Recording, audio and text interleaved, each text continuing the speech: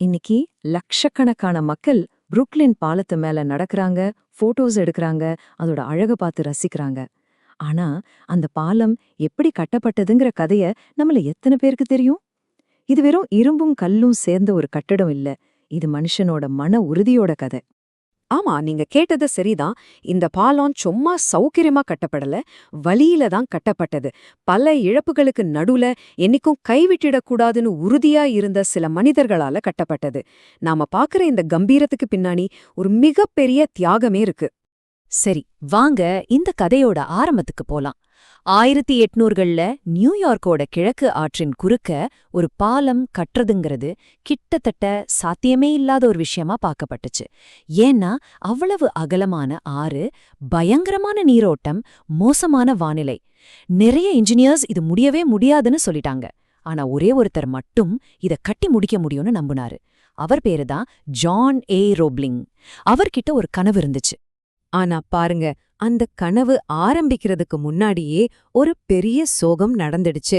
ஒரு படகு விபத்துல ஜான் ரோப்லிங் இறந்து போயிட்டாரு. அந்த கனவு அப்பவே முடிஞ்சு போயிருக்கலாம். ஆனா முடியல. ஜானோட பையன் வாஷிங்டன் ரோப்லிங் தன்னோட அப்பாவோட கனவை நான் நிறைவேத்துறேன்னு சொல்லி முன்னாடி வந்தாரு. இந்த பாலத்தோட வேலைகள் ரொம்பவே ஆபத்தானதா இருந்துச்சு. தொழிலாளர்கள் ஆத்தோட ஆழத்துல கேசான்ஸ்னு சொல்ற பெரிய பெரிய மரப்பெட்டிகளுக்குள்ள வேலை செய்ய வேண்டியிருந்தது. அதுக்குள்ள அழுத்தம் ரொம்ப அதிகமா இருக்கும். இதனால பல தொழிலாளர்களுக்கு ஒரு மர்மமான நோய் வந்துச்சு. இன்னைக்கு நாம அத அழுத்த குறைவு நோய், அதாவது டீகம்ப்ரெஷன் சிக்னஸ்னு சொல்றோம். துரதிருஷ்டவசமா அந்த நோய்க்கு வாஷிங்டன் ரோப்லிங்கும் ஆளானாரு. அந்த நோய் அவரை ரொம்ப பலவீனமாக்கி உடம்போட ஒரு பகுதிய முடக்கி போட்டுடுச்சு. அவரால நடக்க முடியல, நகர முடியல. யோசிச்சு பாருங்க, உலகத்தோட மிகப்பெரிய கட்டுமான திட்டத்தோட தலைவர் அந்த இடத்துக்கே போக முடியாத ஒரு மோசமான நிலைமை. அப்பா இறந்துட்டாரு, மகனும் படுத்த படுக்க. மக்கள் அந்த பாலத்தை ஒரு சபிக்கப்பட்ட விஷயம்னு பேச ஆரம்பிச்சாங்க. ஆனா வாஷிங்டன் ரோப்லிங் கைவிடவே இல்ல. அவரோட உடம்புதான் பலவீனமா இருந்துச்சே தவிர மனசு ரொம்பவே கூர்மையா இருந்துச்சு. அவர் தன்னோட படுக்கையறையில இருந்தபடியே இந்த ப்ராஜெக்ட வழிநடத்த ஒரு வழியை கண்டுபிடிச்சாரு. இதுதான் இந்த கதையிலேயே ரொம்ப ஆச்சரியமான விஷயம். ஆரம்பத்துல அவரால ஒரே ஒரு விரலை மட்டும்தான் அசைக்க முடிஞ்சது. அந்த ஒரு விரலால தன்னோட மனைவி எமிலியோட கையில செய்திகளை தட்டி தட்டி சொல்வாராம். ஜஸ்ட் ஒரு விரல். அந்த ஒரு விரல் தான் அந்த பிரம்மாண்டமான பாலத்தை கட்டி எழுப்புச்சுன்னா நம்புவீங்களா? இங்கதான் நம்ம கதையோட உண்மையான ஹீரோயின் என்ட்ரி கொடுக்கறாங்க. வாஷிங்டனோட மனைவி எமிலி வாரன் ராப்லிங். அவங்க தன்னோட கணவரோட காதாகவும் கண்ணாகவும் குரலாகவும் மாறினாங்க. முதல்ல ஒரு மெசஞ்சரா ஆரம்பிச்ச அவங்க நாளடைவுல அந்த ப்ராஜெக்டோட தலைவியாவே உருமாறினாங்க. பாருங்க, எமிலி ஒரு இன்ஜினியர்லாம் கிடையாது. ஆனா அந்த கனவு பாதியில நின்னுடக்கூடாதுன்னா அவங்க உறுதியா இருந்தாங்க. அதுக்காக உயர் கணிதத்தை கத்துக்கிட்டாங்க. கேபிள் கட்டுமானத்தோட சிக்கல்களை படிச்சாங்க. ஒவ்வொரு நாளும் கட்டுமான தளத்துக்கு போய் வாஷிங்டனோட வழிமுறைகளை மத்தவங்களுக்கு சொன்னாங்க. சந்தேகங்களை தீர்த்து வச்சாங்க. அவங்க அந்த திட்டத்தோட ஆன்மாவாவே மாறிட்டாங்க. இப்படிதான் அடுத்த 10 வருஷம் அந்த பாலம் கட்டப்பட்டது. முடங்கி போன ஒரு கணவர், யாரும் எதிர்பார்க்காத ஒரு பொறுப்புல இறங்கின ஒரு மனைவி, கைவிட மறுத்த ஒரு டீம். இடையில தொழிலாளர்கள் இறந்தாங்க, பணம் தீர்ந்து போச்சு, நியூஸ் பேப்பர்லலாம் கடுமையா விமர்சனம் பண்ணாங்க. ஆனாலும் வேலை மட்டும் நிக்கல. கல்லுக்கு மேல கல்லா நாளுக்கு நாள் அந்த பாலம் வளர்ந்துகிட்டே இருந்துச்சு. கிட்டத்தட்ட 14 வருஷ போராட்டத்துக்கு அப்புறம் 1883ல புரூக்லின் பாலம் கடைசியா கட்டி முடிக்கப்பட்டுச்சு. முதல் சோகத்திலிருந்து இறுதி வெற்றி வரை இது விடாமுயற்சியோட ஒரு மிக நீண்ட பயணம்.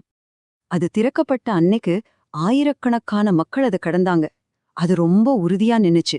அது விழல, தோத்து போகல. அது வெறும் இரும்பும் கல்லும் மட்டும் கிடையாது. அது நம்பிக்கையோட சின்னம், மனுஷனோட மன உறுதிக்கு ஒரு அடையாளம். சரி, இவ்ளோ பெரிய கதையிலிருந்து நம்ம என்ன கத்துக்கலாம்? சாத்தியமே இல்லைன்னு நினைக்கிற விஷயங்களை நம்ம எப்படி உருவாக்குறது? இந்த கதை நமக்கு சில பதில்களை கொடுக்குது. நீங்க ஒரு பெரிய கனவோட இருந்தீங்கன்னா அதுக்கு கண்டிப்பா பெரிய எதிர்ப்பு வரும். ரோப்லிங்கோட கனவு பலருக்கு புரியல, அதனாலதான் அவங்க எதிர்த்தாங்க. உங்க கனவு யாரையும் பயமுறுத்தலன்னா ஒருவேளை அது போதுமான அளவுக்கு பெருசா இல்லாம இருக்கலாம். வாழ்க்கை நமக்கு எத்தனையோ சவால்களை கொடுக்கும். நோய் வரலாம், இழப்புகள் வரலாம். ஆனா அந்த சவால் உங்களை யாருன்னு முடிவு பண்றதில்ல. அதுக்கு நீங்க எப்படி பதில் சொல்றீங்க, எப்படி ரியாக்ட் பண்றீங்கன்றதுதான் உங்களை யாருன்னு முடிவு பண்ணும்.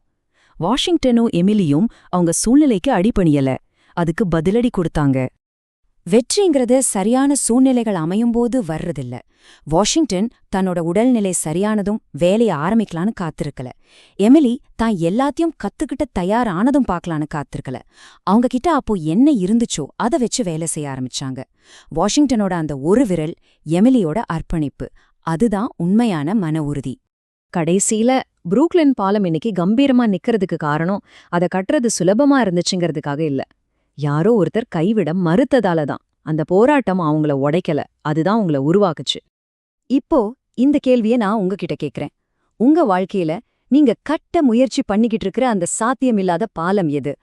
முன்னேற்றம் ரொம்ப மெதுவா இருந்தாலும் சரி, சுத்தி இருக்கிறவங்க உங்களை சந்தேகப்பட்டாலும் சரி, நீங்களே பலவீனமா உணர்ந்தாலும் சரி, தொடர்ந்து போய்கிட்டே இருங்க.